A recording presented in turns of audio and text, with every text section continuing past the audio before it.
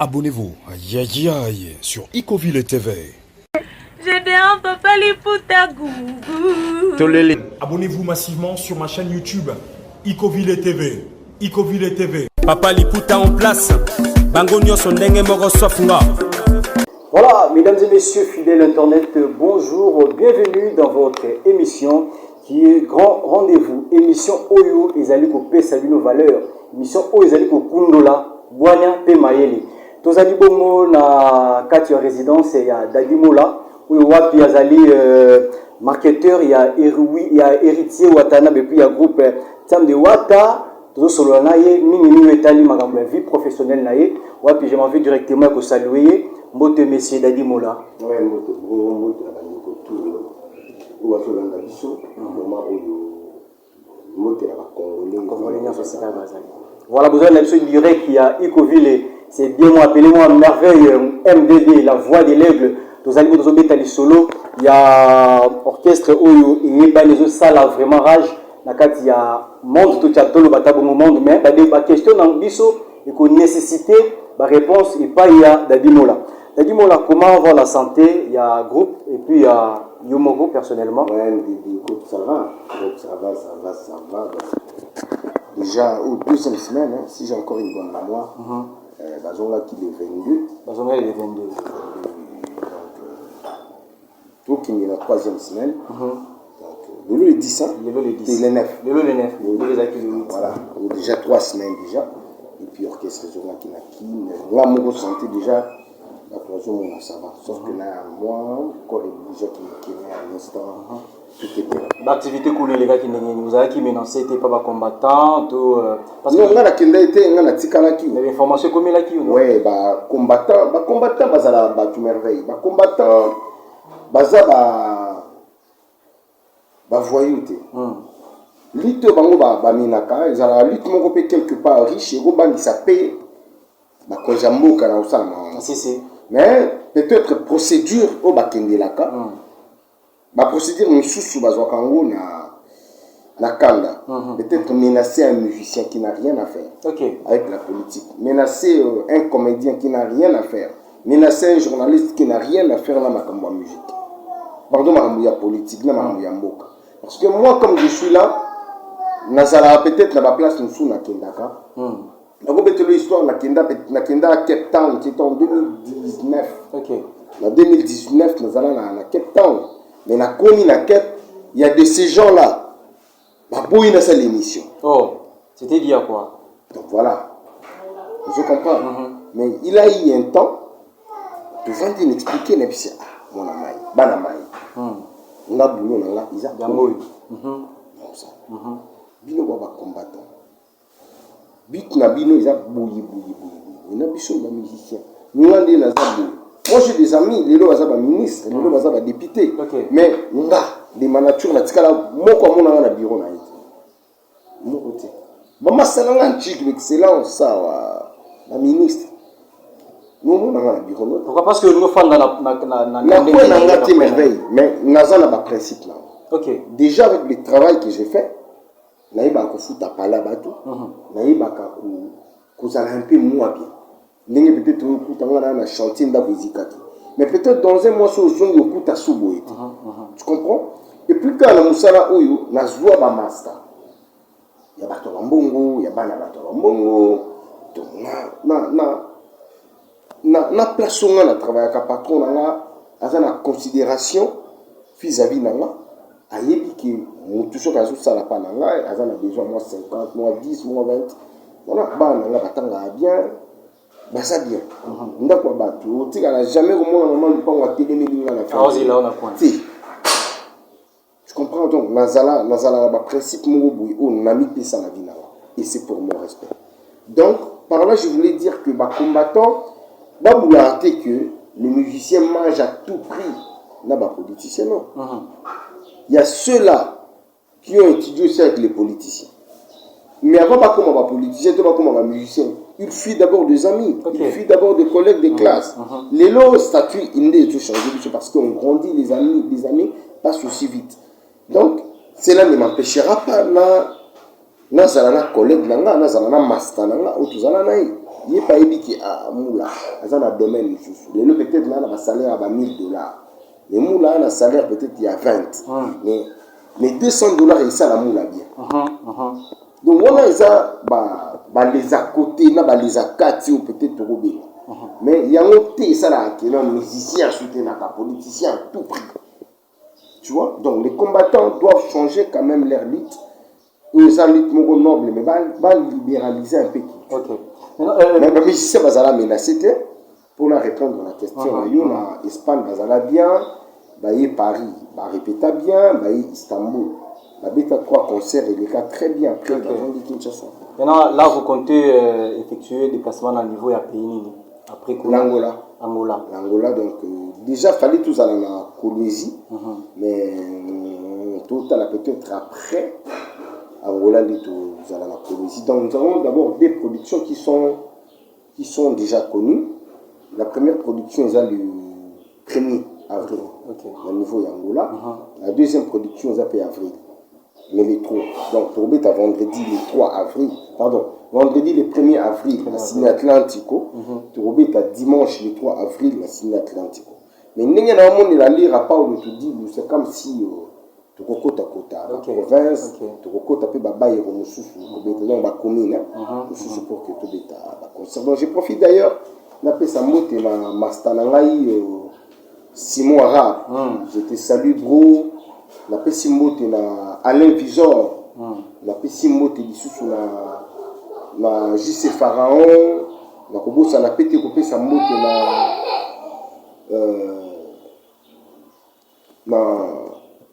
Maintenant, monsieur Dedimola, j'aimerais savoir, et puis les téléspectateurs, fidèles internautes, à quoi sert le marketeur dans le groupe? Parce que Robino Mondi, Boalobaka, l'émission Otolanda, qui que Baza, Babeni Bino Baflateur, maintenant, tout l'importance, Bino Boza Banane, importance na Bino pour les salariés. Au salaire minimum au salaire. Tout le monde équivoque, Wana, qui Boza Baflateur.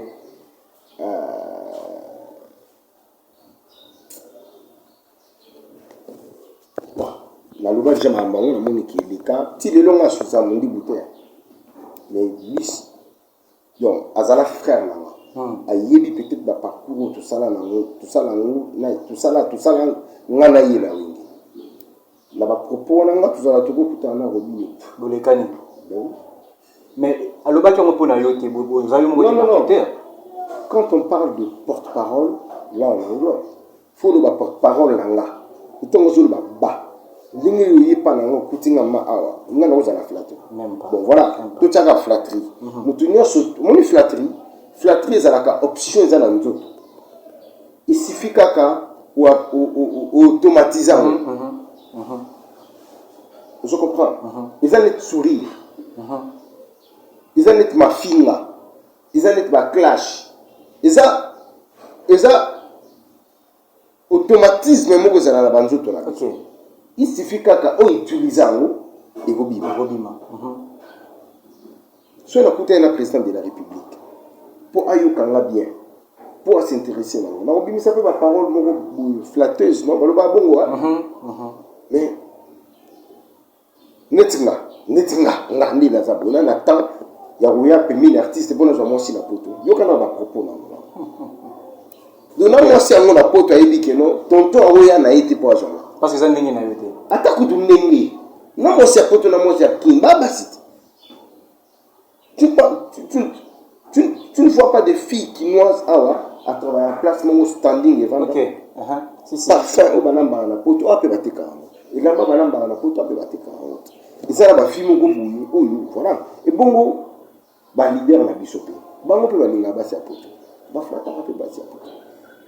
Donc, tout le monde a commencé à vivre dans l'idiotie, tout ça un peu mon micro. Mais déjà, quand on parle d'un groupe qui est structuré, c'est une entreprise, non? Ah oui. Et dans une entreprise, tout ça, on a besoin de bâtiment. On a un master, on a Noël meuble, so qui na Willery, on a Komika, na food market, na Itaga, qui est muké. Au moins, moi, na Mayata, établissement na Yoa. Je suis là avec son gérant. Ok. Tout à l'heure, ça va travailler. À part, bah, porte-parole, journaliste, c'est comme ça que ça se passe. Okay. Un marketeur, c'est un vendeur de produits. C'est un vendeur de produits. C'est quoi mon produit? Héritier Watanabe, d'ailleurs, pardon, d'abord c'est mon produit. Donc, non, les cas, non, je dois d'abord le vendre. Deuxièmement, je dois vendre nos artistes, nos musiciens. Et troisièmement, je dois vendre la disque là-dessus, la chanson là-dessus. Peut-être nous avons une importance à porte-parole. Il y a un orchestre qui est marketeur à Zalati. Mais depuis la nuit des temps, la porte-parole va à l'orchestre. Zaïko va à la porte-parole. Wenge va à la porte-parole. Quartier Latin va à la porte-parole. Viva va à la porte-parole. C'est comme ça que ça se passe. C'est comme ça. Il dérange qui est particulièrement te dérange qui bino nyonso ba tout porte-parole tout aloba na ba vie na biso talaka vie na ngani tibosaka ni torongo au catégoriser ba une place talaka donner Sankara de tout le monde peut-être qui Sankara tout est-ce que papicho au fin de place c'est un marketeur. Tu as battu avec la piroger. Au fil de la piroger, c'est un responsable qui est chez nous qui est dans Voilà, vous comprenez que nous avons réussi pour vous, M. Dalimo, la marketeur du groupe Mopimba et Héritier Watanabe. Vous en êtes toujours bêta, l'isolo, l'icolo et l'isolo. Voilà, vous comprenez que na part na yebi sobo doza batemo ki la journaliste ayo kakate mais amonaka to yeti na résidence na ye to découvrir que azan ndenge bozo kanisa te azana ba qualité na ye oyo yo se respectaka ye moko azan mutu maza bien instruit azan mutu moko oyo yo alingi makambo penza na batu te maintenant bando bandi mosala na yo na kati ya groupe ya Héritier Watanabe vous avez déjà combien de temps depuis création à Timouata. OK, depuis création à Timouata en 2015. Et il a joué à tour ça 7 ans. Félicitations. Merci. 7 ans. La passe nyonso ya makolo et bamvula robenga na bino ozaka na sima Watanabe. Ça ya ko fila, ya ko chula, ya ba humiliation. Tout ça la biso, c'est ça la famille. C'est ça la famille. Quand le père na bino na parlé, au botani bozo kola. Mutabengani na nanda kwa zati. Au vent dans nos chibino. Toujours au monde qui a la merveille ma coquine là. Il doit quitter la maison familiale. Donc, nous on est là, nous on travaille. On travaille la biche par rapport à par rapport à ce que moi je vois. Parce que, vie dans l'aïe, à part exemple, il va vivre en nakat à la Timouata. Tout ce que je gagne, les enfants vont vivre en la Timouata. Et biche toujours, il y a une chance, de malchance, vous avez la moi la Zaliban Nambo. Ce que je dis, chance de malchance, mais chance. Nous allons dire à moi la 18. OK. Ce qu'il y a. Pour ne pas être influencé dans les jeunes garçons. Donc il faut hasard. Il faut un bon père pour nous. Voyage tout au Kendaka. La première valise, c'est la valise de Bana. Donc avant Kabilanga short, avant Kabilanga chemise, il faut nous Kabilanga Bana. Avant la somba short, avant la somba chaussure, il faut la somba dans la Bana. Si on a sali valise na bango, na comme un siko, na comme easy. Allez, on a côté ce qu'on a dit là. Donc, na kata Timouata, tout ça na biso bien. Bah pas 6 ans là, c'est mon paysan là. Si. Vous comptez aussi un jour quitter la team pour quitter la team Ouata, tu l'as dit qu'il a quitté. Et voilà, c'est faux. Aujourd'hui, moi j'ai 40 ans. Et la Rosalaka Titi a 50 ans, Rosalaka Kanini.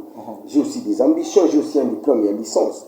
Et ambition dans la Liboso en 2023, ce qui est élection, il a postulé les sous. Et cette fois-ci, avec l'appui de Dieu, avec l'accompagnement d'Héritier Watanabe, je sais que je dois atteindre les barèmes.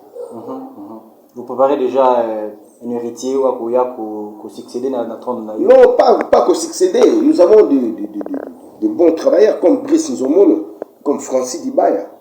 Il travaillera tellement bien ma casse. Donc, nous allons Donc, intérêt, il travaille déjà bien. Mais c'est juste qu'à ce point là, moula, il y a un moment qui va retirer. Moi, elle fait à la rayon, il va mettre l'eau ça, la cima. Peut-être l'avantage des années colons, tu vas le bénéficier de l'avantage, ne dérange rien. Ce qu'on a, na moulou, et non, moi, je suis un vrai frère. Ça vraiment vrai. Ok. Merveille. Oui, combien Malukaka, Matata, avion qui le logement. Est-ce qu'on a la matata vol internationaux? Ok. C'était absolument rien. Nazana Batounet, le boss Yannick Kimi, l'homme qui détient les drapeaux à Moka, il y a South Africa. Nazana Gucci Pamalamo Kilimbongo, les garçons de Mbeboros. Nazana, les boss, double boss Youssouf Pourada. Kalati, Mundele Mogo, mais Balare. Nazana Baba, Trezege Mouzala, demi-dieu. Nanet boss Pakutitini, le cœur de maman Marie-Paul, double continent. Nanet de boss bienvenue Malembe. Nazana ba Gibson bi avant. Ok. Vous comprenez? Nana ba Ben Billy les Gabonais. Donc, ils ont moins passé. Nazana na ba un mois na Chine. Mais France qui ba a outil Turquie on a kenda été. Mais ailleurs na Koli. En plus, il y a récompense. Il y a confiance, la considération. Okay. Tu vois? Ah non, on dit qu'on a un petit canal qui bon, moi, Jokingo, il savait moi bien. Bah, musicien belé, bah, oh, short, oh, yo, moi, mon cassette, oh, c'est ça la famille. Nazala, donc, on a moulongo, ma, bah, et non, longo, là.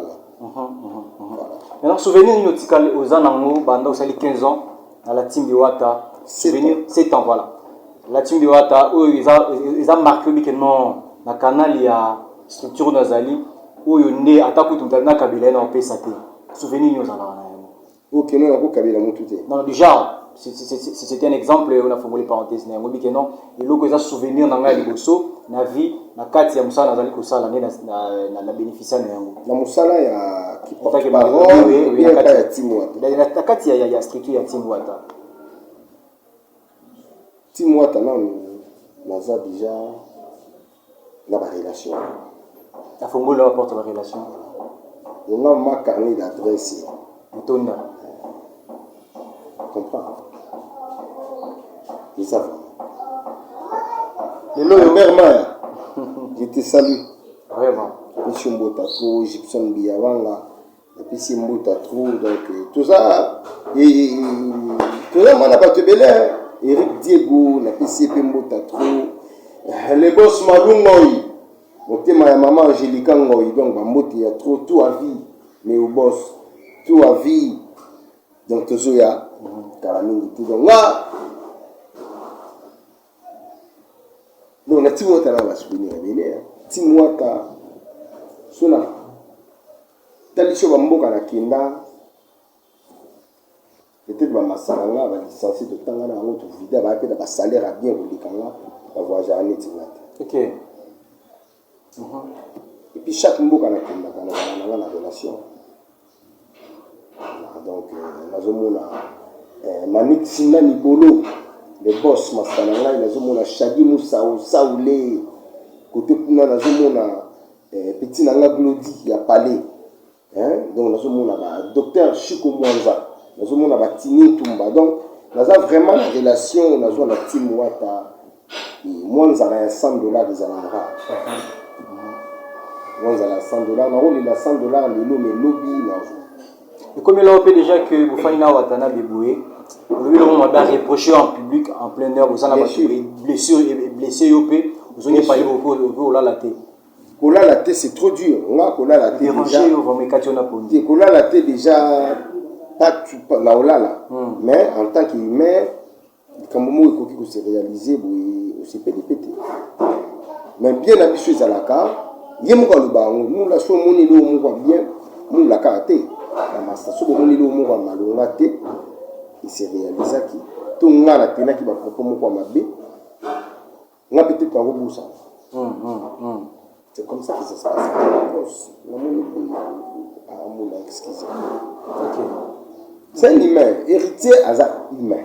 Et puis héritier à intellectuel. Si, si. Une différence.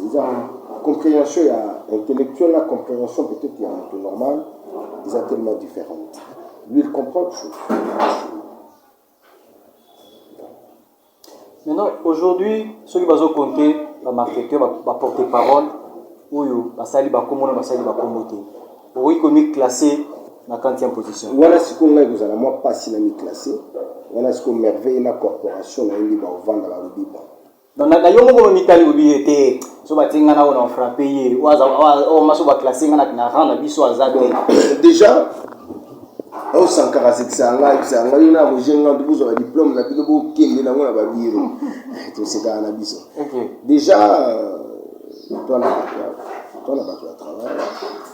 Que nous sommes à nous à la télévision à éloquence donc le match ça va toi ma vie est belle ma master belle ma l'équipe est belle donc voilà mais on a déjà la qui est parmi les 3 premiers dans Ozanga. OK. Selon yo selon parmi les 3 premiers dans Ozanga. Mais bosso za nani Sankara de Kuta. Ce qu'on place Roger Ngandoaza donc là il faut la bomba mukila. OK.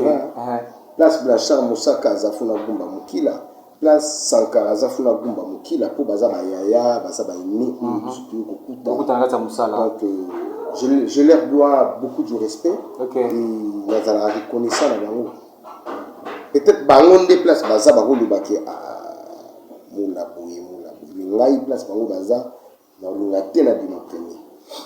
Monsieur Dedimola, la stratégie ni nous ça la pour que l'album union sur la Wate Simba. Vous utilisez la méthode ni. Premièrement dans les angati. En tant que marketeur non. Premièrement bon on a la méthode la technique du commerce on a okay. Ça awati. Mais pour album Simba non ils ont Zambé après Zambé c'est ce que Goga aime parce que Goga quand tu es au studio à se préparer en conséquence de sorte que et l'eau qu'on a ici. Voilà. Et puis surtout à Kaka, puis surtout à Bamungwa, Bamatungulu, moi Batulipi. Et si aujourd'hui, parce que une dernière question, si aujourd'hui la team de Wata et puis mon patron le dit que non, Mola, Tony, surtout dans un groupe, on s'est retiré mon candidat na yo, on compter, on s'est plongé dans quatre il y a l'orchestre ni, la structure ni. Déjà, Nazana a une grande structure, Yamboka, net. Wingi musique à maison. OK, on travaille à Bango. Et tant qu'on a été Mouata, on a sorti ce qu'on veut influencer. On a travaillé dans les rois de la forêt. En dehors des rois de la forêt, imagine-toi qu'il a travaillé dans Manda Chante. OK. Il a travaillé dans Maripa. Là, j'ai été au monde peut-être dans la Tigondo de Tempaka. Non, ça va déjà. Je comprends. Donc, la monde a sorti ce qu'on veut influencer. OK. After la musique, directement la politique. Parce que j'ai des atouts. Voilà, nous chutons déjà. Quel est votre... Oui, on est à la résidence familiale. Il y a Dimola. Vous comprenez que l'ambiance est ça toujours derrière Simanae. Sinon, moi de la fin de les années, nous sommes sur l'Andabiso. Et puis, conseil pour ça. On va tenir un propos envers eux sur eux. Puis, on va embrasser carrière aux abats. Les qui basent na Simbaza na kati ya mulungu. Les qui basent na Simbaza na mulungu, c'est pas un travail facile. Et là, on a la deuxième décennie. On a fait boulot. Quand on a boulot, on a l'équipe à la TV. Mais si les gens ont belé, ils ont surtout les gens qui ont dit il a visé une image dans la yébi. Donc, par là, je voulais dire que ils ont facilité. Donc, il y a une autre facilité comme les lobes Internet, quand Internet est là, quand les TV normal, les canaux TV. On va réalisation, c'est là. Réalisateur a réalisé une émission Yo a Ebioti. Au y a une émission Banditi et Silio l'équipe. OK. Dans la quartier, c'est comme par exemple, ça vaut des quartiers. Sur l'époque, la TV, c'est allez-y comprendre. Donc, l'Internet, vous se déplacez, vous qui n'avez pas résidence, et quand vous allez à Boulogne, il y a quelqu'un en pico, on s'en rend déjà bien. so yebi ko sala ngo tant on soit avantage au CP la fin. La salutation n'est pas banani, bazo la donne minute aussi la télévision. Patrick Kaleo, le procureur sud-africain, petit nangai, la pessimbote na le boss d'Adakanda #1 in Cape Town. Le boss d'Adakanda. Je salue #1 in Cape Town, my boss d'Adakanda. Le #1 in Cape Town is alaye. Boss d'Adakanda, pembe na yazomona ba Sergio, yazomona ba Carlos Bolia, yazomona ba Patrick Kaleo, le procureur sud-africain. Et puis, nazomona Uncle, et les gars, mon coco, bel homme, d'ailleurs, au boulet américain, mon robot, mon coco. Donc, Oncle Abana, on ma maman Clarisse, ma moto, il y a trop, tonton Coco, mon coco, on a fait sur moté, tantine Chouna, on a fait sur moté, n'a pas tout ça. Et nazo kindina, demi-dieu, Trezege Mouzala, moto mon coco bien, on a fait sur ma moto, place à Zali. La coco, ça l'a pété, coupé sa moto, na. Youssouf Pourada, double boss, Kalat, donc patron, il y a mon déni. Donc, il fait du mango, il fait sa moto, Yemoko, Gouchi Pamala, Mokili Mongo. La moto, il y a trop de place aux amis, les garçons 100 ans, les garçons de Mbeboros. Donc, Kepe Mango, il fait sa moto, l'homme qui détient les drapeaux à Moka. L'homme qui détient les drapeaux à Moka, Yemoko, les boss Yannick Kinia. La pêche moto place aux amis. Ils sont au Caire, Afrique du Sud. Au côté de la bosse, Yannick Kinia, qui est en tout cas à la vie. La pêche moto place aux amis. Igenzing en Voandou, dollar rouge. Noté ma maman dit mon licho, la pêche moto place aux amis. La bosse à la pêche coupée sa moto dans les boss Malungoy.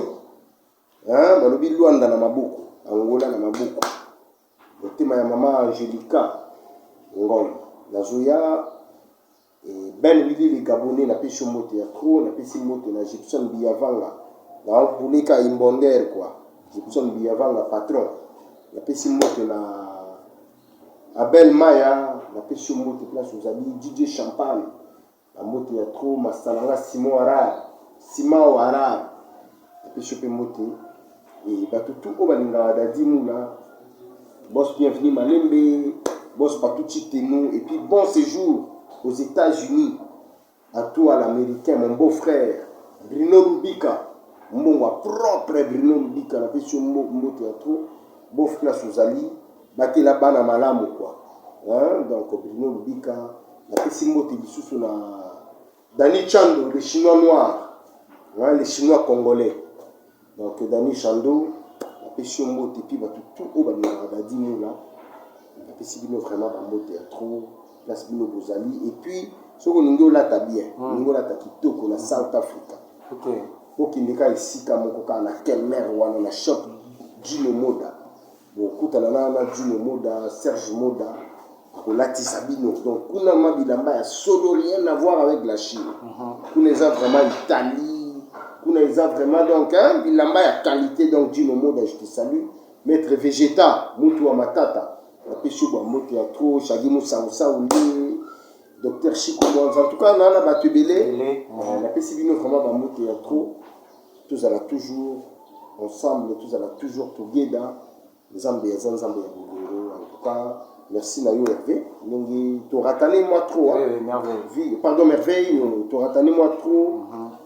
Oui, à Boyenga, la Zate, tu fais ça dans rendez-vous, donc j'étais trop pris, mais aujourd'hui, je m'étais dit, Nazara. Là, ça va, programme après l'émission. Donc, l'orchestre voyage déjà les 25, nous allons quitter Kinshasa. Pour tout se rendre bon. On a donc la première production, est allée le vendredi 1er avril, tu remets à la Ciné Atlantico. Et deuxième production, est le dimanche 3 avril, tu remets à la Ciné Atlantico. Donc, premier concert, tu remets à Mi-Ange. Deuxième concert, tu remets à Mi-Démo. Et puis, tu as aussi les sandwichs que tu as mis.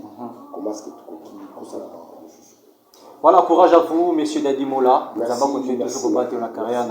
Malgré les alliés, les Oya, mais ça l'a toujours protégé. Non, une personne qui a passé 7 ans auprès d'héritier Watanabe. Il y a eu des mauvais moments, il y a eu aussi des très bons moments. Ok. où tu passes ensemble. Parce que ce tu as un bon moment, ils allaient plus absorber, bah tu vas mon en autre côté. Bah tu vas l'ingaka pour accentuer ma mauvais moment, ma mauvais temps. Si quoi merveille, nabo sana oyo salelanga, pour na oyo pesinga telelo. So pesinga lelo tes conditions peut-être. Mais oyo pesanga kala, et là pe bisoba na pe balia ba na pe ba. Donc les gens oublient vite les bienfaits. Bah mon a cas situation néfaste, il y a un des balinga pour faire accentuer trop. Mais moi je ne suis pas comme ça. Moi j'ai ma façon de voir les choses et façon de vivre dans la vie. Ils allaient rien là. Nous on a vécu malgré moi. Voilà, merci beaucoup. Bruno Bozuli Bakou pour l'émission Grand Rendez-vous sur Icoville et Télévision. J'ai dit, on puisse, papa, les promoteurs et tous les promoteurs. Merci beaucoup, Nayo. Et puis, la confiance de continuer à couper ça. Merci beaucoup, na CM2 depuis Turquie, agence de voyage, agence Owapi. Vous en êtes sur la Tinda Biloko, la République démocratique du Congo. CMD, il y a M. Crispin Mayeto. Merci beaucoup à toi. Merci beaucoup. Big salutation également à Prince Bouanga Belleur de Afrique du Sud. Pourquoi pas saluer Shadrach Makinissi na Canada. Derrière cette caméra, je dis merci à celui qu'on appelle BBB Brice Mafeni. Brice Mafeni. Il est aussi une image et puis la technique Mobimba. Et équipe costaud, il y a Icoville Télévision. Naina Bino. Tokutani na numéro ya Sika. Namarambo ya Sika. Au revoir.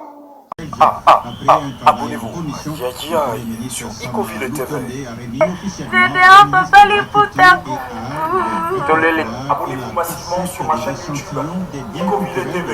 Icoville TV. Papa Liputa en place. Bango nyonso ndenge moko sofima. Voilà.